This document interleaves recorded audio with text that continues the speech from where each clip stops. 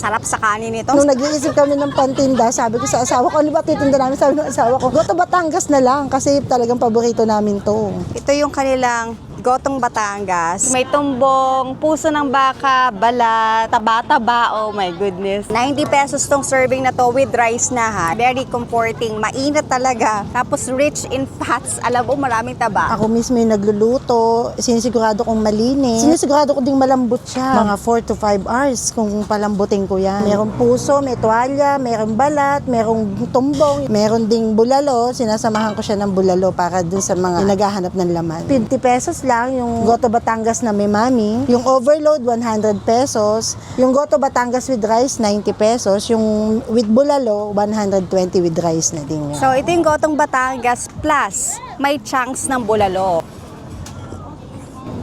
Ang lambot.